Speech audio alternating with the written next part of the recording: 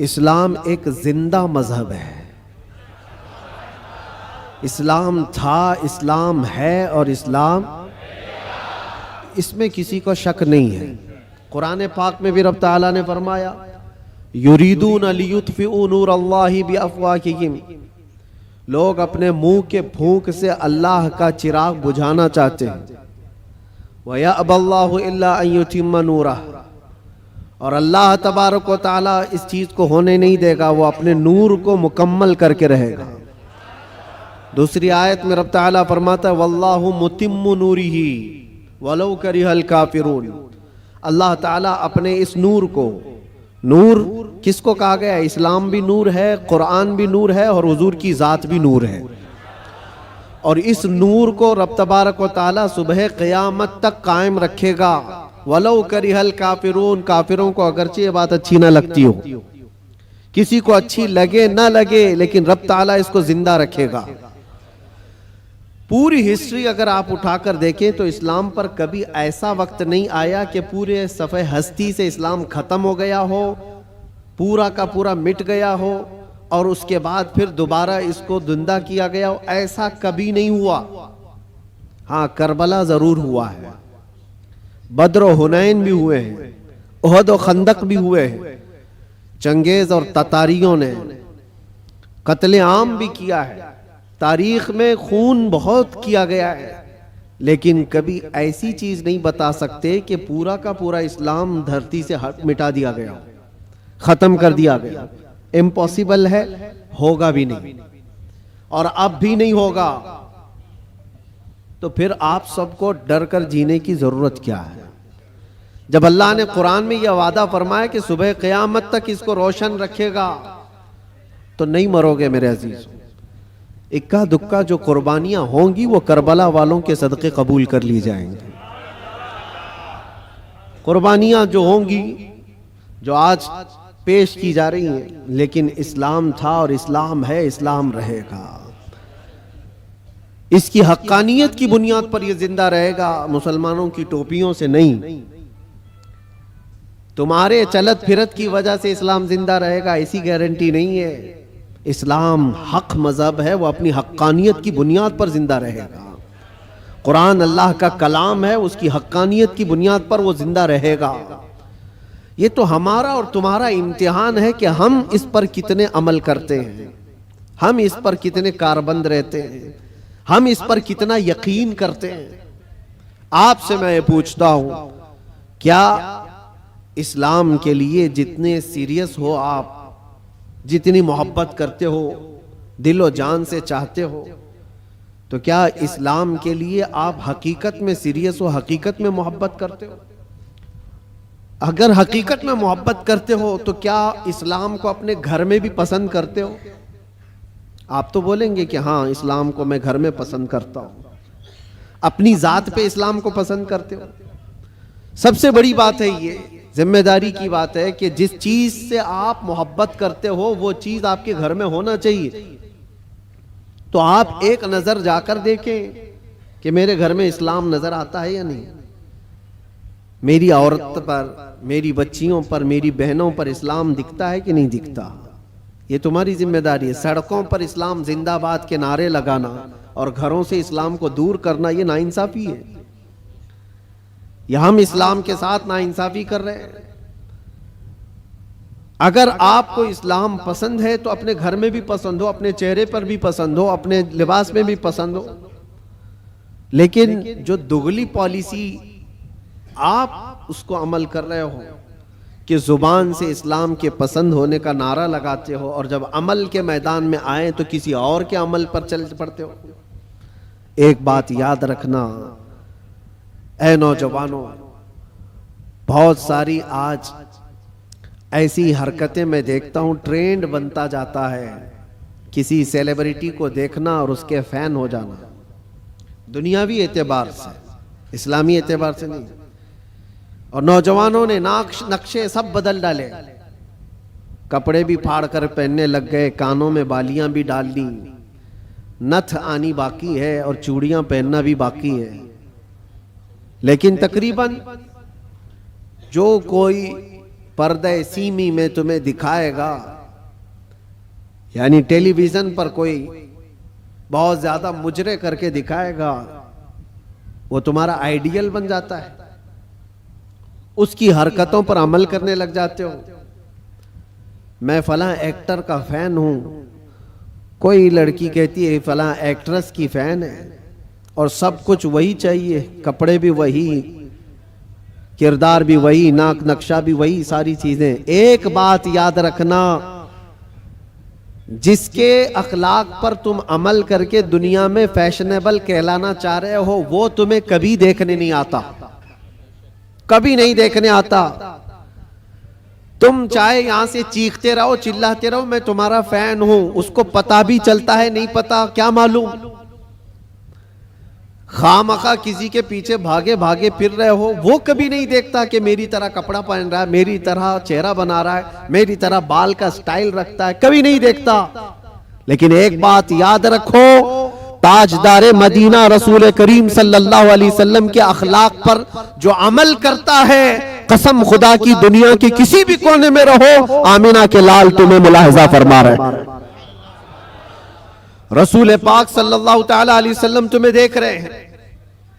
اور یہ بات اتنی پیاری ہے، جس کو دکھانے کے لیے تمہیں کرنا چاہیے وہ دیکھ نہیں رہا دنیا والا، لیکن رسول مختار صلی اللہ تعالی علیہ وسلم کی اگر ایک سنت پر کوئی عمل کرتا ہے تو وہ آقا اپنی قبر سے دیکھ کر مسکراتے ہیں۔ تمہارے اعمال ان کے پاس ہر جمعرات پیش کیے جاتے ہیں، ہر جمعرات کو امت کے اعمال حضور کے پاس پیش کیے جاتے ہیں۔ حضور پاک صلی اللہ علیہ وسلم فرماتے ہیں میں اپنے ہر امتی کو اس کے باپ کے نام سے پہچانتا ہوں، ہر امتی کو اس کے باپ کے نام سے پہچانتا ہوں۔ اب آپ سوچو، کل جمعرات ہے، حضور پاک صلی اللہ علیہ وسلم کی بارگاہ میں پھر فرشتے ہمارے ہفتے بھر کے اعمال لے کر جا رہے ہوں گے، اور ساری خبریں وہاں پر پہنچتی ہیں۔ اللہ کے نبی صلی اللہ تعالیٰ علیہ وسلم فرماتے ہیں اگر اچھے اعمال میرے پاس آئیں تو میں خوش ہو جاتا ہوں، اللہ کا شکر بجا لاتا ہوں، اور برے اعمال مجھ تک پہنچائے جاتے ہیں تو غم ہوتا ہے اور میں استغفار کرتا ہوں۔ کتنے زمانے تک حضور پاک صلی اللہ علیہ وسلم کو غم پہنچاتے رہو گے؟ کب تک؟ اسی لیے میرے عزیزو، آج کے دور میں خاص طور پر ایسے جو حالات آتے ہیں، عید، بقرعید، میلاد یا جو بھی اوکیشنز آتے ہیں، اس میں تمہاری ذمہ داریاں بڑھ جاتی ہیں، تمہارے اخلاق و کردار پر پوری دنیا نظر رکھتی ہے، ہر ایک دیکھنا چاہتی ہے، اور حقیقت میں دیکھا جائے تو تم حضور پاک صلی اللہ تعالیٰ علیہ وسلم کے ترجمان ہو، تمہارے اخلاق دیکھ کر لوگ حضور کو پڑھنے کی کوشش کریں، نبی پاک صلی اللہ تعالیٰ علیہ وسلم تک پہنچانے کے لیے آپ ذریعہ ہو۔ آپ کے چلنے پھرنے کے انداز، آپ کے لوگوں سے بات کرنے کے انداز، یہ ساری چیزیں دیکھ کر کے دنیا حضور پاک صلی اللہ علیہ وسلم کو پڑھنا چاہتی ہے کہ ان کے غلاموں میں 1400 سال کے بعد یہ جب اخلاق ہیں تو اس نبی کے اخلاق کا حال کیا ہو؟ تو تمہاری ذمہ داری بڑھ جاتی ہے زبان کو پاک کرنا، لوگوں سے ملاقات کے انداز کو بدلنا۔ عزیزان گرامی وقار، نوجوانوں پر آج بہت ساری ذمہ داریاں ہیں۔ ایک بات میں آپ کو بتاؤں، ایک پروپیگنڈا جو پھیلایا گیا، مسلمان سخت ہوتا ہے، مسلمان خونی ہوتا ہے، قاتل ہوتا ہے، آتنکی ہوتا ہے، یا پھر لوٹ مار چوری، ہر طرح کی چیزیں اس کے اوپر تھوپ دی گئی ہیں۔ یورپ کی دنیا میں بھی یہ بہت پھیلایا گیا ہے تاکہ ڈر کے مارے کوئی اسلام کو پڑھنا بھی نہ چاہے۔ تقریباً آج سے 13-14 سال پہلے کی بات میں آپ کو بتا رہا ہوں، اس سے بھی زیادہ پہلے افغانستان میں جب حالات بہت خراب تھے، وہاں پر نیٹو کی ساری فوجیں اتری ہوئی تھیں، ایک بڑی جنگ چل رہی تھی۔ اس وقت امریکہ کی رہنے والی ایک نیوز رپورٹر لیڈی ہے، عورت ہے، وہ حالات کا معائنہ کرنے کے لیے افغان آئی تھی۔ وہ کہتی ہے کئی دنوں تک میں الگ الگ علاقوں میں جا کر کے رپورٹنگ کرتی تھی اور واپس شام میں اپنی جگہ پر آ جاتی، اپنی قیام گاہ پر آ جاتی۔ ایک بار ایسا ہوا کہ ایک علاقے میں پہنچی اور وہاں سے تنہا آ رہی تھی، تو جو فوجی تھے کچھ جو وہاں تعینات تھے، مہینوں سے وہ جنگ کے میدان میں اترے ہوئے فوجی، لیکن اس علاقے کے فوجی نہیں، نیٹو کے فوجی، جس میں تقریباً 45 کنٹریز کے فوجی تھے، یورپ کے سب کے ان فوجیوں میں سے 2 فوجیوں نے اس کو پکڑ لیا، اس عورت کو، اور اس کے ساتھ کچھ غلط کرنے کے ارادے سے وہ ایک اندھیری جگہ پر اس کو کھینچ رہے تھے، لے جا رہے تھے، شام کا وقت تھا۔ اتفاق ایسا کہ 2 نوجوان مسجد کی طرف جا رہے تھے، مومنین میں سے 2 نوجوان وہاں سے گزر رہے تھے، تو وہ 2 نوجوانوں نے اچانک جب یہ حالت دیکھی کہ ایک خاتون کو زور زبردستی پکڑ کر کے کچھ لوگ گھسیٹ رہے ہیں، تو انہوں نے آواز لگائی، اور طاقتور پٹھان لوگ تھے، حملہ آور ہوئے، تو فوجی چونکہ غلط نیت سے اس کے ساتھ بدتمیزی کر رہے تھے، چھوڑ کر کے بھاگ گئے جب تک اس عورت کے کپڑے اپڑے پھٹے ہوئے تھے، حالت بری تھی۔ لیکن یہ 2 نوجوان مسلمان تھے، داڑھی ٹوپی والے، اس خاتون کو وہاں سے آزاد کرایا اور اپنے طرف لے لیا، اپنے پاس لے لیا۔ یہ خاتون کہتی ہے کہ مجھے تو زیادہ ڈر لگ گیا کہ یہ وحشی مسلمانوں کے ہاتھ میں آ گئی، اب پتہ نہیں کیا کریں گے، سیدھے ذبح کرتے ہیں لوگ، کیونکہ بچپن سے پروپیگنڈا دماغ میں تھا، امریکہ کی رہنے والی، اس کے دماغ میں یہی ساری چیزیں بھری گئی تھی، مسلمان سخت ہوتا ہے، قاتل ہوتا ہے، آتنکی ہوتا ہے، لٹیرا ہوتا ہے، نہ جانے کیا کیا چیزیں پھیلائی گئی ہیں۔ وہ ڈری ہوئی تھی عورت، کیا پتہ نہیں، وہ تو فوجیوں کے ہاتھ میں تھی، وہ اپنی جسمانی خواہش پوری کر کے چھوڑ دیتے، لیکن یہ لوگ تو بہت خطرناک قسم کے لوگ ہیں، یہ تو سیدھے ذبح کر دیتے ہیں، خون بہا دیتے ہیں۔ ڈری سہمی ہوئی ان 2 نوجوانوں کے ہاتھ میں تو آ گئی، لیکن وہ 2 نوجوان لے کر گئے ایک کمرے میں، اس خاتون کو بند کر دیا اور تالا لگا دیا، بند کر دیا۔ یہ ڈری تھی شاید میری موت کا کوئی پروانہ آنے والا ہے، یا کچھ بھی میرے ساتھ کیا جا سکتا ہے، یا ہو سکتا ہے مجھے کڈنیپ کر کے ہمارے ملک سے کچھ میرے بدلے میں مانگنے والے ہوں، طرح طرح کے خیالات آ رہے تھے۔ وہ نیوز رپورٹر ہے، کہتی رات ہوئی تو اچانک دروازہ کھلا، اور پورا دروازہ نہیں کھلا، باہر ہی سے کوئی بڑی تھال جس میں کھانا پانی سب کچھ تھا، اندر انہوں نے ڈھکیل دیا اور کپڑوں کا ایک جوڑا بھی اندر پہنچا دیا، اور پھر دروازہ بند کر لیا۔ مجھے جو ضرورت تھی وہ کھانے پینے کی تھی، کپڑے بدلنے کی تھی، کپڑے پھٹے ہوئے تھے، میں نے کپڑے بھی تبدیل کر لیے، کھانا پانی بھی ہو گیا۔ دوسرے دن بھی برابر وقت پر دروازہ تھوڑا سا کھلتا اور کھانا آ جاتا، پھر بند ہو جاتا، جو ضرورت کی چیز تھی۔ لیکن کوئی جوان اندر نہیں آ رہا ہے، کوئی جوان اندر نہیں آتا، دروازہ باہر سے بند ہوتا ہے۔ شام ہو گئی، 2 دن وہاں پر اس نے گزارے۔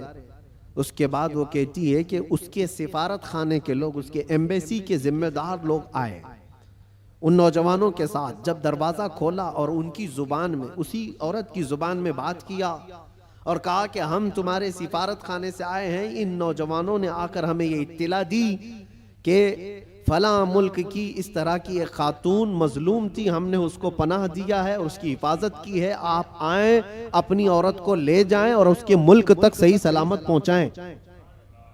سفارت خانے کے ذمہ دار لوگ آئے، اس خاتون کو سارا واقعہ بتایا کہ ان نوجوانوں نے تیرے لیے غائبانہ طور پر کیا محنت کی۔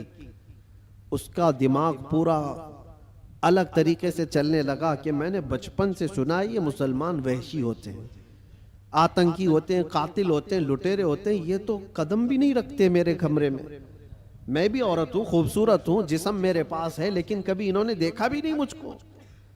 3 دن ان کے پاس گزاری، اور اس کے بعد جب سفارت خانے کے لوگ ذمہ دار آئے اور اس کو آزاد کروایا، وہاں سے لے جا کر کے وہ اس کے وطن تک پہنچایا۔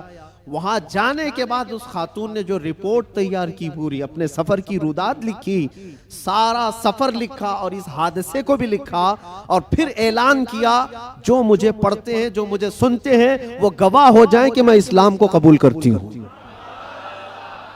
اس سے بہتر میری عزت کی حفاظت مجھے کہیں اور نظر نہیں آتی، اس لیے کہ عورتوں کی اصل حفاظت اور ان کی عزتوں کی دیکھ بھال اللہ کریم نے جو فرمایا، اور اس کے نبی رسول کریم صلی اللہ علیہ وسلم نے جو فرمایا، وہ آج بھی ایمان والوں کے اندر موجود ہے۔ نوجوانوں، تمہارے اخلاق لوگوں کے لیے رسول پاک کا ترجمانی کا کام کرتے ہیں، ان کے ایمبیسیڈر ہو آپ۔ اور خاص طور پر رمضان میں آپ دیکھنا کئی محلوں میں جہاں تمہاری شباشی ہو رہی ہوتی ہے، رات کی رونقیں، اور اس شہر میں خاص طور پر جو چکا چوند روشنی ہے، اس کو دیکھنے کے لیے بہت سارے لوگ آتے ہیں، بلکہ دوسرے ہی زیادہ آتے ہیں۔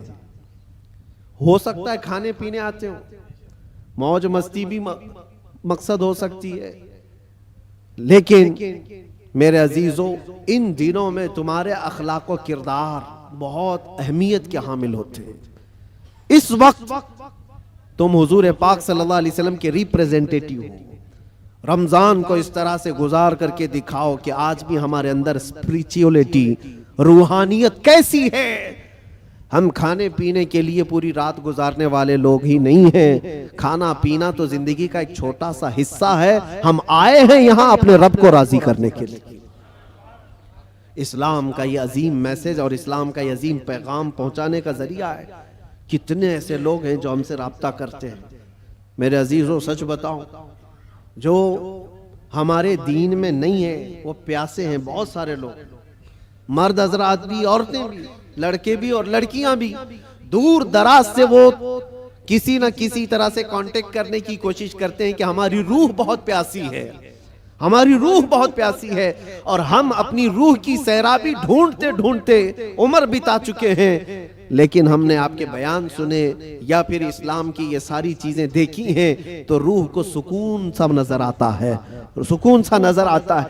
ان لوگوں کو جو آتما کی شانتی کہیں نہیں ملتی، میرا چیلنج ہے وہ رب ذوالجلال کے سجدے میں انہیں سارا سکون مل جائے گا، اس لیے کہ بنایا ہوا پالنہار حقیقی کا یہ جسم ہے، اللہ کا بنایا ہوا یہ جسم ہے، اور اسی نے قرآن میں یہ فرمایا الا بذکر اللہ تطمئن القلوب، آگاہ ہو جاؤ اللہ کے ذکر میں ہی تمہارے دلوں کا سکون ہے، اللہ کے ذکر میں تمہارے دلوں کا اطمینان ہے، اور یہ اطمینان کرنے کے لیے تو رمضان ہے۔ آپ دیکھنا یہاں سے اسی آدمی کا بھاگنے کا من کرتا ہے مسجد سے جس کا دل کالا ہو چکا ہوتا ہے، جس کا دل پتھر سے سخت ہو گیا ہو، وہ گن رہا ہوتا ہے، گھڑی کی سوئیاں دیکھ رہا ہوتا ہے کہ کب اٹھوں یہاں سے بھاگوں، لیکن جس کا دل اللہ سے لگ گیا ہے وہ تو ظہر کے بعد عصر کا انتظار کر رہا ہوتا ہے، کیونکہ حدیث پاک میں حضور صلی اللہ علیہ وسلم نے یہ فرمایا ہے کہ 7 لوگ ایسے ہیں جن کو قیامت کے دن بھی اللہ اپنے عرش کا سایہ عطا فرمائے گا۔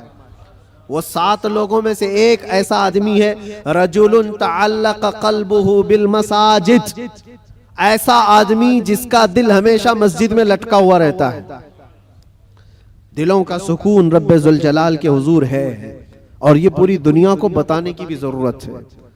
آج نفسا نفسی کا دور ہے، مادیت پرستی ہے، لوگ آج چاہے وہ جتنے بھی چمتکار دیکھ کر کے بھاگیں، لیکن میرا ایک یقین ہے میرے عزیزوں، روح کا سکون انہیں کہیں نہیں ملتا۔ پیسے بھی برباد کیے ہوئے بہت سارے لوگ ہیں، دولت کو بے حساب خرچ کر کے اپنا حرام ڈھونڈنے والوں کو بھی میں جانتا ہوں، لیکن پھر بھی ان کو وہ روحانی سکون نہیں ملتا، کیونکہ ہمیں یقین ہے کہ یہ پوری جو باڈی ہے، یہ پورا جو جسم ہے، کسی اور نے نہیں بنایا، اللہ رب العزت نے بنایا، اور وہی بہتر جانتا ہے، اور اسی کی طرف سے اگر قلب کو سکون ملا تو مل سکتا ہے، باقی کوئی طاقت تمہیں سکون نہیں دے سکتی، کوئی طاقت نہیں۔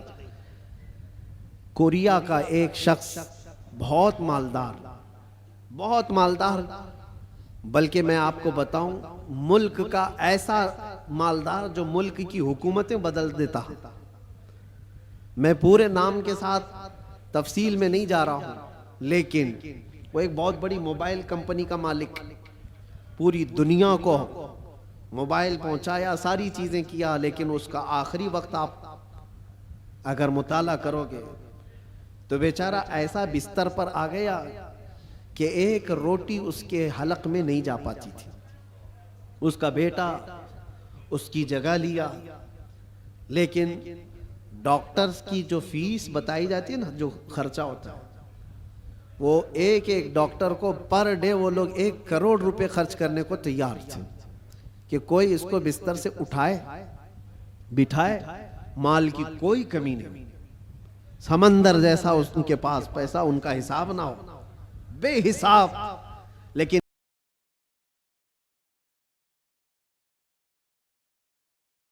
ایک شخص کو بستر سے اٹھانے کے لیے وہ ساری دولت خرچہ کرنے کو تیار ہے، لیکن کوئی ڈاکٹر 4 سال تک اس بندے کو اٹھا نہیں سکا، وہ کوما کی حالت میں رہا، جس حالت میں رہا 4 سال کے بعد کروڑوں کی فیس لے کر ڈاکٹروں نے ہاتھ اٹھا دیا اور کہا یہ ہمارے بس کا کام نہیں ہے، ختم ہو چکا ہے۔ یہاں یاد رکھو اے نوجوانوں، دنیا میں کوئی طاقت نہ تمہیں کھڑا کر سکتی ہے نہ بٹھا سکتی ہے۔ قرآن میں رب تعالیٰ فرماتا ہے وَإِن يَمْسَسْكَ اللَّهُ بِضُرٍّ فَلَا كَاشِفَ لَهُ إِلَّا هُوَ وَإِن يَمْسَسْكَ بِخَيْرٍ فَلَا رَادَّ لِفَضْلِهِ يُصِيبُ بِهِ مَن يَشَاءُ مِنْ عِبَادِهِ۔ یہ آیت اکثر ہم جیل میں بھی پڑھا کرتے تھے۔ اللہ تعالیٰ قرآن میں فرماتا ہے اگر اللہ رب العزت کسی کو کوئی مصیبت دے دے، پوری دنیا مل کر کے وہ مصیبت ہٹا نہیں سکتی، اور اللہ کسی کو نواز دے تو پوری دنیا مل کر کے بھی اس نوازش کو روک نہیں سکتی، نہیں روک سکتی۔ اور یہ سارا اطمینان قلب اسی بارگاہ میں موجود ہے، اسی رب العالمین کی بارگاہ میں موجود ہے۔ آج تمہیں واپس بلانے کے لیے یہ مسجدیں پکار رہی ہیں، خاص طور پر رمضان میں ماحول ویسی بن جاتا ہے۔ اللہ تعالیٰ بندوں سے اتنا پیار کرتا ہے، دیکھیں تمہاری سہولت کے لیے چاند دکھتے ہی شیطانوں کو قید کر لیا گیا کہ کوئی نہ آئے ان بندوں کو بہکانے کے لیے۔ صرف شیاطین کا ہی نہیں، حدیث پاک میں ملتا ہے جو سرکش جنات ہیں ان کو بھی قید کیا جاتا ہے، وہ بھی زبردستی کسی پر چڑھائی کر کے جو پریشان کرتے ہیں۔ ہندوستان میں زیادہ کرتے ہیں لگتا ہے،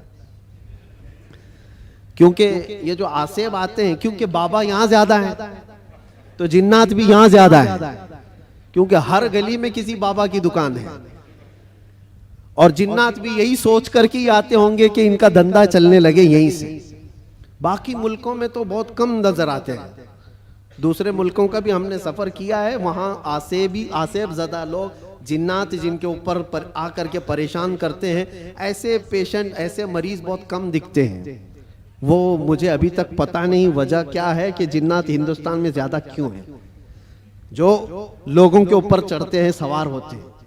خیر، اور اگر کوئی رمضان میں بھی یہ آسیبی معاملات کا شکار ہو کر کے یا بیمار زدہ لگتا ہے تو مجھے نہیں لگتا کہ حقیقت میں اس پر کوئی جنات ہیں۔ یہ تو حدیث پاک میں ہے کہ جو سرکش جنات ہیں، چاند دکھتے ہی رمضان کے ان کو قید کر لیا جاتا ہے۔ پھر کیا چیز ہے تمہارے پاس جو تمہیں بہکا کر لے جائے؟ شیاطین نہیں ہے، جنات نہیں ہے، ماحول رب تعالیٰ نے سازگار کر کے دیا ہے تمہیں۔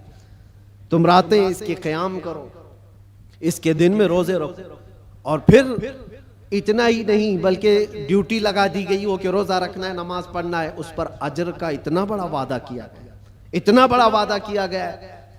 حدیث پاک میں ملتا ہے من قام فی رمضان ایمانا و احتسابا غفر له ما تقدم من ذنبه او کما قال رسول اللہ صلی اللہ علیہ وسلم، جس نے رمضان کی رات کو قیام کیا ایمان کے ساتھ، پیچھے جو کچھ بھی کیا تھا سب اللہ معاف فرمائے گا، جو کچھ بھی کیا ہو سب معاف کر دیا جائے گا۔ اس میں یہ نہیں کہا گیا ہے کہ چھوٹا بڑا الگ الگ، بلکہ جو کچھ بھی اس سے ہوا ہے اب تک اللہ معاف فرمائے گا۔ اتنے بڑے اجر کا وعدہ ہے۔ رمضان تمہیں پاک کرنے کے لیے آیا، رمضان المبارکہ تمہیں رب تعالیٰ کے قریب کرنے کے لیے آیا۔ روزے بھی فرض کیا رب تعالیٰ نے تو یہ فرمایا لعلکم تتقون، تم پر روزے اس لیے فرض کیے گئے کہ تمہیں تقوی آ جائے، تم پرہیزگار بن جاؤ۔ تو رب تبارک و تعالیٰ کا یہ حکم ہے، ہم تو مائل بکرم ہیں، کوئی سائل ہی نہیں۔ روز اس کی راتوں پر رب تعالیٰ ندا فرماتا ہے کوئی مجھ سے بخشش طلب کرے میں اسے معاف کروں، لیکن لوگ کہاں پر ہیں؟ بہت سارے حالات ایسے بگڑے ہوئے ہیں کہ تمہاری راتیں بخشش طلب کرنے کی تھی، تم کیرم بورڈ پہ بیٹھے ہوئے، رات بھر بکرے لڑا رہے ہو، مرغے لڑا رہے ہو، چیس کھیل رہے ہو، کرکٹ کے فٹ بال کے گراؤنڈ سجائے جاتے ہیں، یہ رمضان اس کے لیے آتا ہے؟ افسوس ہے، میں تو کہتا ہوں ان لوگوں پر تف ہے، لعنت ہے، رمضان کو بھی انٹرٹینمنٹ کا ذریعہ بنا دیا۔ لوگ تو ہمارے بزرگوں میں پہلے یہ ہوتا تھا، بزرگوں کا مطلب اولیاء کاملین کی بات نہیں کر رہا ہوں، گھر کے بڑوں کا بھی یہ حال تھا۔ اب تک بہت سارے گھروں میں رمضان کے آتے ہی ٹی وی پر پورا پردہ ڈال دیتے تھے، چادر اڑا دیتے تھے، بہت ساری چیزیں۔ رمضان آ گیا ہے، گھر کی صفائی ہو جاتی تھی، رمضان آ گیا ہے، کوئی ایسی چیزیں نہ رکھی جائے گھر کے اندر، بہت سارے اہتمام ہوتا تھا۔ اور تمہیں پتہ ہے اس کے احترام پر اللہ تبارک و تعالی جنت عطا فرماتا ہے۔ روزہ نہیں رکھنے والے بھی دن میں کسی کے سامنے کھاتے پیتے نہیں تھے، احترام کی وجہ سے۔ روزے دار کو کوئی ہاتھ نہیں لگاتا تھا، مارتا نہیں تھا۔ یہ بزرگوں کی تعلیمات ہوتی تھی کہ نہ ہاتھ نہیں لگانا، مارنا نہیں، روزہ دار ہے۔ یہ سارا احترام کہاں چلا گیا؟ اس کی وجہ یہ ہے میرے عزیزوں کہ تم اگر اس رمضان کو بھی بے احترامی میں گزارو گے تو یہ رمضان کل قیامت کے دن تمہارے خلاف مقدمہ کرے گا اللہ کی بارگاہ میں کہ اللہ میں اس کے گھر گیا تھا مگر اس نے میری توہین کی ہے، میری اس نے بے حرمتی کی ہے۔ اور حضور پاک صلی اللہ علیہ وسلم فرماتے ہیں قیامت کے دن جس کے خلاف رمضان کھڑا ہو گیا اس کو دوزخ میں جانا ضروری ہو جائے گا۔ رمضان اگر کسی کے خلاف کھڑا ہو گیا تو اپنے خلاف رمضان کو کھڑے ہونے نہ دو، اپنی حمایت میں کھڑے ہونے دو۔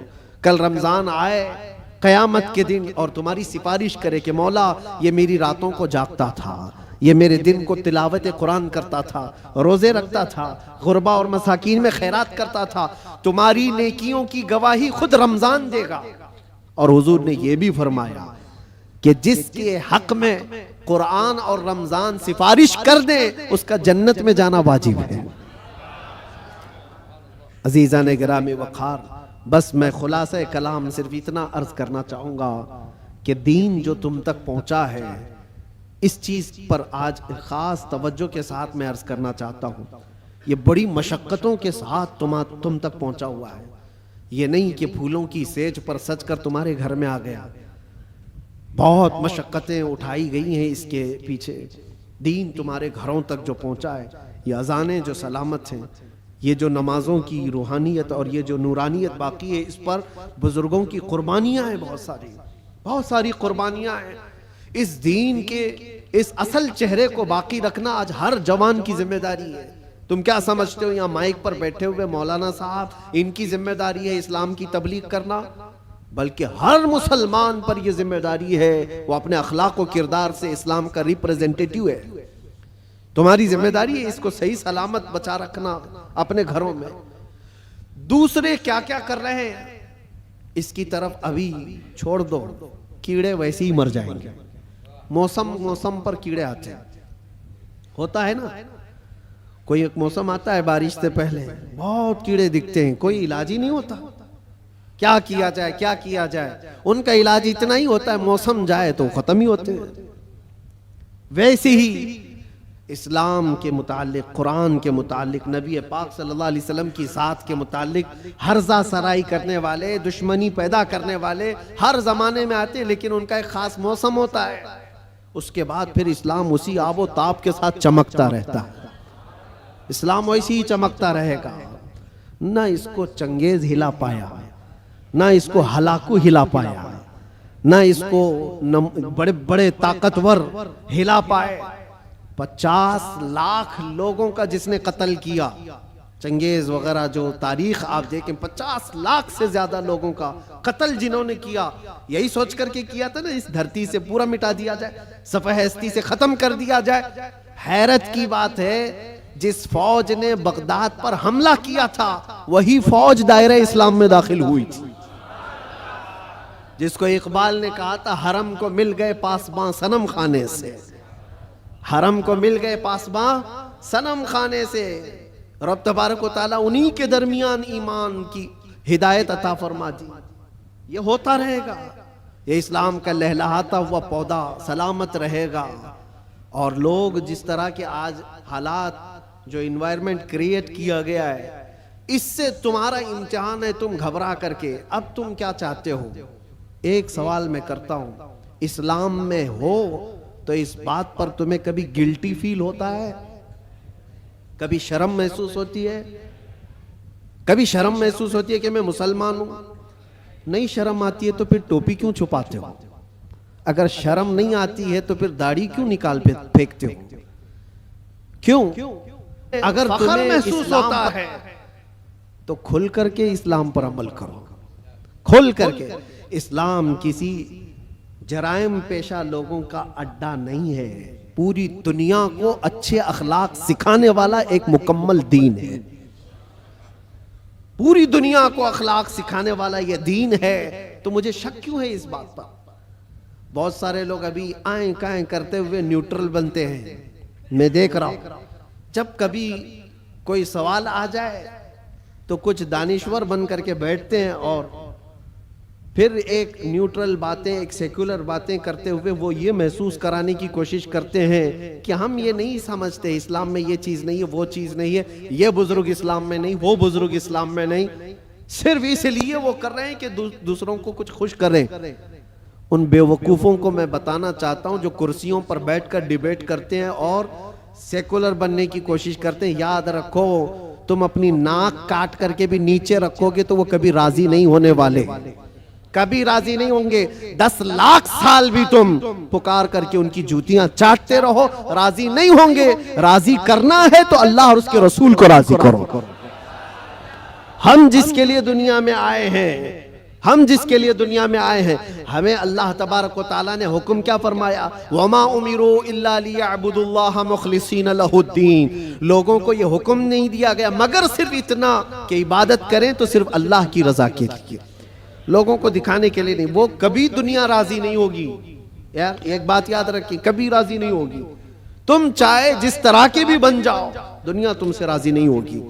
ہم بچپن میں ایک چیز پڑھتے تھے، ایک شوہر اور بیوی گدھا لے کر جا رہے تھے، شوہر اپنی بیوی کو بٹھایا گدھے پر اور لے کر چل رہا تھا، بیچارہ لیڈیز فرسٹ والے فارمولے پر عمل کر رہا تھا کہ پہلے عورتوں کو ہونا چاہیے، لیکن محلہ چھوڑنے والا تھوڑی نہ ہے۔ کٹے پہ بیٹھے ہوئے سب کمنٹ پاس کرنے لگے، جورو کا غلام جا رہا ہے، بیوی کا غلام جا رہا ہے۔ ایک حقیقت چیز ہے، اور یہ سن کر کے اس کو بہت برا لگا اور اس کی عورت کو اتار دیا، تو اتر جا میں بیٹھوں گا۔ وہ بیٹھ گیا، عورت اس کا رسی پکڑ کر کے چلنے لگی۔ آگے گیا تھا، دوسرے محلے والوں نے پکار کر کہا ظالم آدمی عورت کو چلا رہا ہے، خود بیٹھا ہوا ہے۔ اس کے بعد اس نے کہا کہ رہنے دو، دونوں بیٹھ جاتے ہیں۔ دونوں بیٹھ گئے تو تیسرا ایک محلہ آیا اور کہا کتنے ظالم ہیں، ایک سواری ہے، دو بیٹھے ہوئے ہیں۔ وہ بیچارہ گدھا جھکا جا رہا ہے، اس پر رحم نہیں کرتے لوگ۔ کہا کہ دونوں اتر جاتے، خالی لے کے چلتے۔ چوتھے محلے والوں نے کہا پاگل لوگ ہیں، سواری ہے پھر بھی چل کے جا رہے ہیں، کرے تو کیا کرے آدمی؟ ایک بیٹھے تو لوگوں کو تکلیف، دو بیٹھے تو لوگوں کو تکلیف، نہ بیٹھو تو تکلیف۔ یہ کوئی ایک لطیفہ نہیں، دنیا کا مزاج یہی ہے۔ تم ٹوپی پہنو تو تکلیف، داڑھی رکھو تو تکلیف، سب نکال کر ننگے پھرو تو بھی تکلیف۔ دنیا کبھی تم سے راضی نہیں ہوتی۔ ہاں ایک فارمولا یاد رکھو، جیسے ہو تیسے ہو، پھٹے پرانے کپڑے ہی کیوں نہ ہو، ایک سجدہ کرو مولا راضی ہو جاتا ہے۔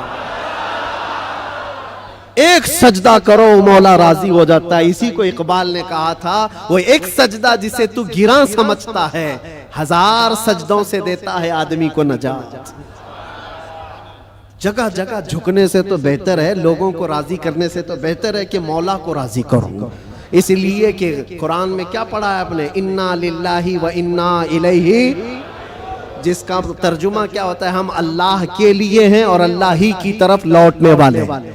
ہر مرنے والے کے دیکھ کر کے پڑھتے ہیں کہ نہیں پڑھتے؟ اس کا مطلب کیا ہے؟ ہم اللہ ہی کے لیے ہیں اور اللہ ہی کی طرف لوٹنے والے۔ قرآن میں کتنی جگہ اللہ نے فرمایا وَإِلَيْهِ تُرْجَعُونَ وَإِلَيْهِ النُّشُورُ، تم اسی کی طرف پھیرے جاؤ گے، اسی کی طرف جمع کیے جاؤ گے۔ جب تمہارا عقیدہ یہ ہے کہ جانا ایک ہی جگہ ہے تو ایرے غیرے نتھو کھیرے کو منانے کی کیا ضرورت؟ جس کی بارگاہ میں سارا فیصلہ ہونا ہے اسی کو راضی کرتے ہیں۔ اور وہ راضی بہت جلدی ہوتا ہے. دنیا جلدی راضی نہیں ہوتی. ان کے ساتھ کیا کیا نہیں کرتے ہیں. ہم نے دیکھا ہے بیچارے 40 سال پارٹی میں تھے, اس کے بعد پھر نکال کر ان کو پھینک دیا گیا اور ان کو پتہ نہیں کون سی منڈلی میں بٹھا دیا گیا. یہ دنیا ہے, تمہاری خدمتوں کو نہیں دیکھتی. ایک دن اگر تم سے کوئی برائی ہوئی تو پچھلے 40 سالوں پر پانی ڈال دیا جاتا ہے. اور وہ رحمان ہے, وہ رحمان ہے, جس کی ایک مثال میں آپ کو بتاؤں. مثنوی شریف میں مولانا روم فرماتے ہیں, جنت البقیع میں ایک 80 سال کا بوڑھا رو رہا تھا. کون تھا یہ؟ بانسری بجاتا تھا, لوگوں کو اپنی سریلی آواز سے بجا بجا کر کے دھن میں مست کرتا تھا. اس پر لوگ اس کو پیسے دیتے تھے. زندگی پوری گزری اسی میں, یہ بجانے میں. اور جب بانسری بجاتا تھا تو بہترین لے تھی اس کے پاس, بہترین طرز تھی, اور اس پر لوگ واہ واہ کرتے تھے, پیسے دیتے تھے. لیکن کب تک بجائے گا؟ جب بوڑھا ہوا تو سانس پھولنے لگی. اب وہ لے ٹوٹ جاتی تھی, بھدی لگنے لگی. لوگ تو سنتے بھی نہیں تھے, الٹی سیدھی باتیں کرتے تھے کہ بوڑھا ہو گیا, ابھی یہ بجاتا ہے, اس سے تو ہوتا بھی نہیں ہے. لیکن بیچارے کے پاس اس کے علاوہ کوئی فن تھا بھی نہیں. کرتا تو کیا کرتا, اس کی کمائی کا ایک ہی ذریعہ تھا یہ بانسری بجانا, اور اس کو بجا کر کے لوگوں کو خوش کرتا تھا. لیکن جب اس نے دیکھا کہ اب دنیا ایک کوٹی کوڑی بھی دینے کو تیار نہیں, فاقے پہ فاقے آ گئے, مرنے کی حالت آ گئی, 80 سال کی عمر ہے. یہ زمانہ حضرت عمر فاروق کا ہے. اس وقت یہ بوڑھا جنت البقیع قبرستان مدینہ طیبہ کا آیا اور اس بانسری کو اپنے گھٹنے سے توڑ ڈالا, توڑ دیا اور کہا پھینک دیا. کہا اے خالق کائنات, تو نے مجھے پیدا کیا, لیکن اگر میرے حصے میں رزق نہیں ہے تو مجھے موت دے, میں قبرستان میں کھڑا ہوں. میں اب کسی اور پر بوجھ نہ بنوں, میں یہیں مروں اور یہیں سو جاؤں, مجھے معاف کر دے مولا. وہ روتا رہا. جب حالات کا مارا ہوا آدمی مولا کی بارگاہ میں روتا ہے نا تو اس کا دل بھر آتا ہے. حالات کا مارا ہوا جب روتا ہے تو اس کے رونے کی آوازیں آسمانوں کو چیر دیتی.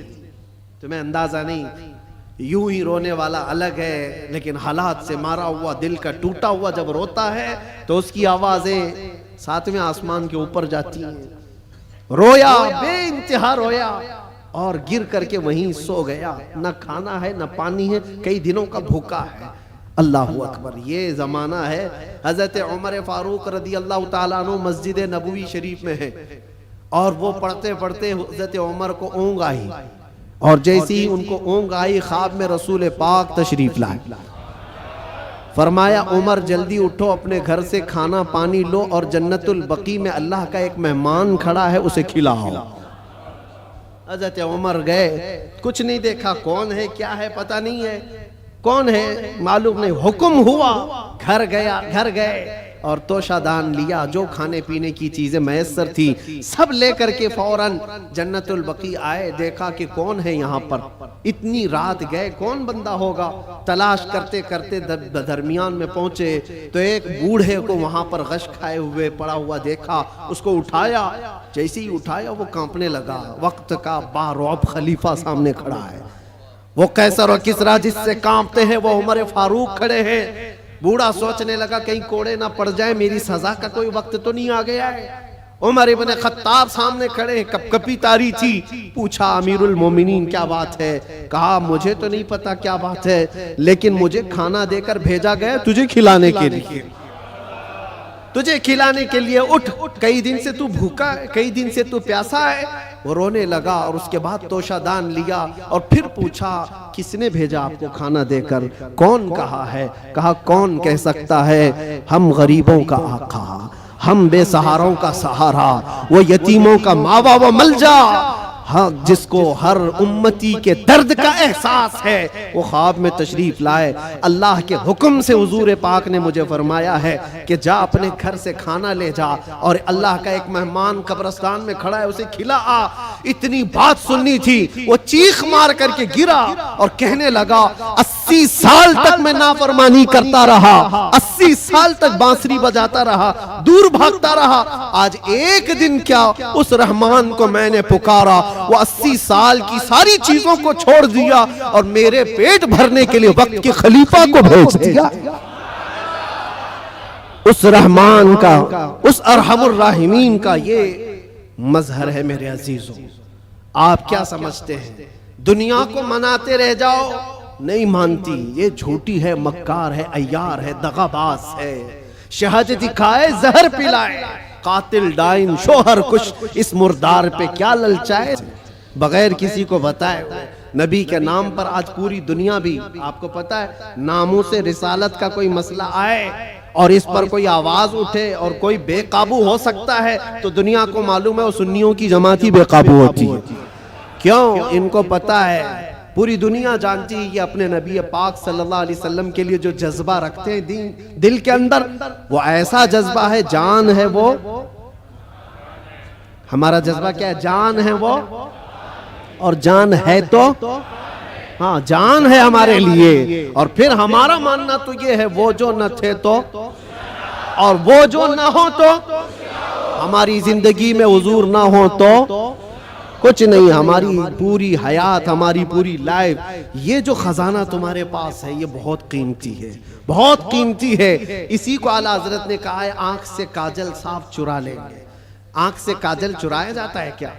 یہ جو لگا ہوا شیشی کا کاجل ہے نہیں، یہ استعارہ ہے، شعر میں کہا گیا مومنو تمہارے پاس جو آنکھ کا کاجل ہے وہ عشق رسول ہے، تمہاری آنکھوں کا وہ نور ہے، اور بہت سارے بھیڑیے گھوم رہے ہیں اسی کاجل کو چرانے کے لیے، تمہارے دلوں سے وہ نکال لیں، تمہاری آنکھوں سے وہ نکال لیں، اور بیچارے کتنے تو بہک گئے، چوری ہو گئے اور چوروں کے ہاتھ میں گر گئے اور دلوں کے اندر سے حب مصطفیٰ نکلتی چلی گئی۔ تو ان چوروں کے ہاتھ نہ لگ جاؤ، تم اپنے عشق رسول کی حفاظت کرو، اس پہ کوئی کمپرومائز، حضور پاک کی عزت، حضور پاک کی محبت جو تمہارے پاس ایک بہت بڑا خزانہ ہے، اس پر کوئی کمپرومائز کرو گے؟ نہیں کرو۔ یہ صحابہ کا مسلک ہے، صحابہ کا مذہب ہے۔ مکہ مکرمہ میں ایک صحابی کو سولی پر لٹکا کر کے کفار و مشرکین یہ کہہ رہے تھے، ان کے ناخنوں کو پکڑ سے کھینچ رہے تھے، ان کی ناک کاٹ رہے تھے، کان کاٹ رہے تھے، ہونٹ کاٹ رہے تھے، اور آنکھوں میں گرم سلائیاں پھیر رہے تھے، اور پھر کہہ رہے تھے کہ دیکھو تمہاری جگہ محمد ہوتے تو کتنا اچھا ہوتا، تم آرام کر رہے ہوتے، ان کے نام پر تم کٹے جا رہے ہو، مرے جا رہے ہو۔ سب کٹ چکا تھا، تب جوش میں وہ صحابی بولنے لگے خبردار، میرے جسم کے ابھی 1000 ٹکڑے ہو جائیں میں برداشت کروں گا، اس نبی پاک کے تلوے میں کانٹا بھی چبھے یہ مجھے گوارا۔ یہ دولت جس کی حفاظت، یہ صحابہ کا مسلک ہے، یہ صحابہ کا مذہب ہے، جس کے تم امین ہو، جس کے تم امانت دار ہو۔ آج پوری دنیا وہ چیز کھینچنا چاہتی ہے، حالات جو کچھ بھی ہوں، جب بھی حضور پاک کی محبت کی بات آئے، ساری چیزیں ایک طرف، میرے نبی کی ذات ایک طرف، اور پھر میں اسی پر آ کر گفتگو ختم کرتا ہوں میرے عزیزوں۔ منانا ہے تو اللہ اور اس کے رسول کو مناؤ، دنیا کبھی تم سے نہ مانے گی، یہ کبھی نہیں مانی تھی، اور جنہوں نے ان کی غلامی کی ہے وہ آج دیکھ رہے ہیں ان کی حالت کیا ہے۔ وہ ایسی حالت ہو گئی دھوبی کا کتا، نہ گھر کا نہ گھاٹ کا، ادھر کے بھی نہیں رہے ادھر کے بھی نہیں رہے۔ جنہوں نے غلامی کی ہے اس طرح سے اپنی زندگی نہ گزارو۔ کچھ تو ان کو راضی کرنے کے لیے گئے تھے بیچارے، نام بھی بدل لیے، کپڑے بھی بدل لیے، سب کچھ کر کے دیکھ لیا، لیکن وہ بڑے خونخوار لوگ ہیں، وہ دوسری کاسٹ کو برداشت نہیں کرتے، تجھے کہاں سے برداشت کرے، لات مار کے بھگایا۔ کئی جگہوں پر یہ حالات تاریخ میں پڑھتے آؤ۔ اس لیے راضی کرنا ہو تو اللہ اور اس کے رسول کو راضی کرو، اور وہ ابھی میں نے واقعہ بتایا ہے، کتنی جلدی مولا راضی ہوتا ہے، کتنی جلدی مولا راضی ہوتا ہے۔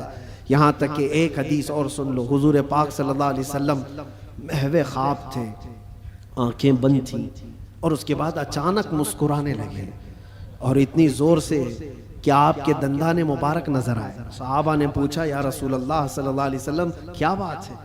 تو حضور نے فرمایا اللہ کریم ایک مثال میں مجھے بیان فرما رہا ہے کیا چیز ہے؟ حضور فرماتے میں تم سے پوچھتا ہوں، صحرا میں کوئی آدمی اپنی اونٹنی لے کر ساز و سامان کے ساتھ جا رہا ہو، صحرا ڈیزرٹ میں، اور ڈیزرٹ کا حال ایسا ہوتا ہے کوئی راستہ ہی نہیں ملتا، اگر بھٹک گیا تو موت بھی ہو جاتی ہے، جس کو موج سراب کہتے ہیں۔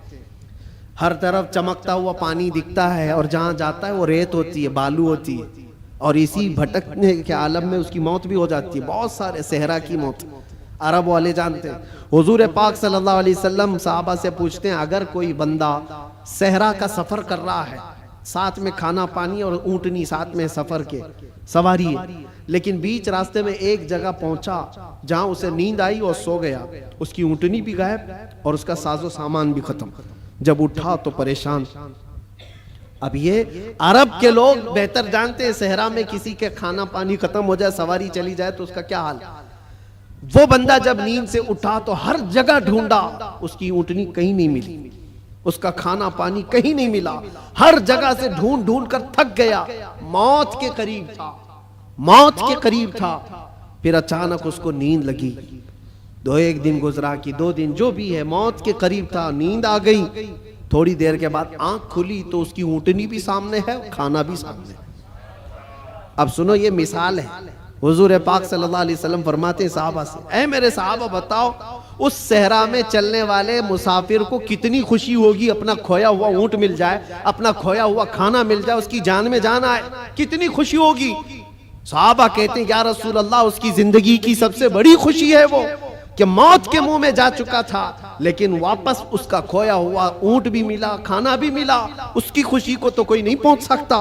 حضور پاک صلی اللہ علیہ وسلم فرماتے ہیں بلا تشبیہ و بلا تمثیل، یہ مثال کے لیے حضور نے فرمایا اے میرے صحابہ جب ایک بندہ بھٹک جاتا ہے، گناہوں میں لگ جاتا ہے، اور پھر جس دن وہ توبہ کر کے واپس آتا ہے، اس مسافر کو جتنی خوشی نہیں ہوئی مولا کو اس سے زیادہ خوشی ہوتی ہے۔ میرا بھٹکا ہوا بندہ میرے پاس واپس آ گیا ہے، میرا بھٹکا ہوا بندہ میرے پاس واپس آ گیا۔ رب تبارک و تعالیٰ خوشی کا اظہار فرماتا ہے۔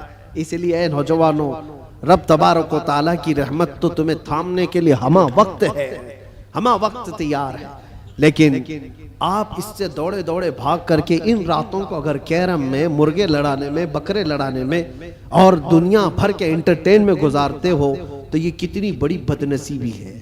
اس رب تبارک و تعالیٰ کے حضور حاضر ہو کر کے اپنی بخشش طلب کرو۔ بس اسی کے ساتھ میں خاتمہ کرتا ہوں اپنی گفتگو کا۔ اور ایک بات، اسلام اور دین جو تمہارے گھروں میں، اس کی حفاظت تمہارے کندھوں پر ہے۔ ہر گھر میں ذمہ داری ہے، اپنے بچوں کو یہ سکھا کر کے جاؤ دین ہمارے گھر میں جو آیا ہے وہ انٹرنیٹ سے نہیں آیا ہے، یہ بزرگان دین کا فیض و کرم ہے جو ہم تک یہ دین پہنچا ہے۔ ان کے طور طریقوں کو زندہ رکھو۔ یہ جو ہماری مسجدوں میں گاہے بگاہے یہ پروگرام ہیں، رات کے رمضان المبارکہ کی تا کراتے ہیں، شب میلاد، جو بھی ہے یہ دین کا چہرہ باقی رکھنے کی کوشش کی گئی ہے، اس کو زندہ رکھنا ہمیشہ۔ اس لیے کہ انٹرنیٹ پر بھی بہت سارے چور آئے ہوئے ہیں، نئے نئے چیزیں لا کر کے تمہارے ایمان کو لینا چاہتے ہیں، آنکھ سے کاجل صاف چرا لیں گے۔ اور ایسے بہت آئے، حدیث نمبر یہ، حدیث نمبر یہ، حدیث نمبر یہ، آیت نمبر یہ، آیت نمبر یہ، آیت نمبر یہ۔ صاحب نے نوجوان کو ایسا لگتا ہے کیا ریفرنس دیتا ہے، کتنا دماغ ہے اس کا۔ اس سے زیادہ دماغ تو وہ میڈیکل سٹور پہ کھڑا ہوا بندہ ہے جس کو ہر دوائی پتہ ہے کہاں رہتی ہے، چٹی دیکھا سیدھے جا کے لا کے دیتی، اس کا کام ہے، وہ اس میں ماہر ہے۔ اس طرح سے اگر کسی کو صرف اور صرف یہ دیکھ رہے ہو کہ صرف ریفرنس دیتا ہے، نمبر بولتا ہے، تو اس کا مطلب یہ نہیں ہے کہ وہ پورے دین کا ریپریزنٹیٹیو ہے، ضروری نہیں۔ تم تک جو دین پہنچا ہے معیار یہ دیکھنا کہ اگر غوث و خواجہ کی محبت سلامت ہے، اگر صحابہ و تابعین کی محبت سلامت ہے تو یہ دین کا صحیح راستہ ہے۔ اس لیے کہ رب تبارک و تعالیٰ نے بھی یہی فرمایا ہے، دعا یہی کرو اس راستے پر اللہ ہمیں چلا جس پر چلنے والوں پر تو نے انعام نازل فرمایا۔ इनाम किस पर नाजिल हुआ है? सिद्दीक अकबर पर हुआ है, फारूक आजम पर हुआ है, उस्मान गनी पर हुआ है, हैदर कर्रार पर हुआ है, हसनैन के रास्ते पर चलने वाले पर इनाम नाजिल हुआ है, वो सहाबा ताबईन औलिया कामिलीन के रास्ते पर चलने वालों पर इनाम नाजिल हुआ है। उसी रास्ते का नाम गौस का रास्ता है, उसी रास्ते का नाम गरीब नवाज का रास्ता है, उसी रास्ते का नाम मसलक आला हजरत है। इससे इधर उधर आए बाएं ना करना। अल्लाह सलामत रखे दीन पाक को और इश्क रसूल को अपने घर में महफूज रखना है तो इस रास्ते की हिफाजत करो, इस रास्ते की हिफाजत करो, इस चेहरे की हिफाजत करो। अल्लाह करीम कहने सुनने से ज्यादा हमें अमल की तौफीक अता फरमाए। जिंदगी ये नहीं किसी की किसी के लिए, जिंदगी है नबी की, ना समझ मरते हैं जिंदगी के लिए, जीना मरना है सब कुछ। लब्बैक या रसूल अल्लाह, लब्बैक या रसूल अल्लाह, लब्बैक या रसूल अल्लाह। अस्सलाम वालेकुम, आप सब खैरियत से हैं? इस वीडियो को ज़्यादा से ज़्यादा शेयर करें।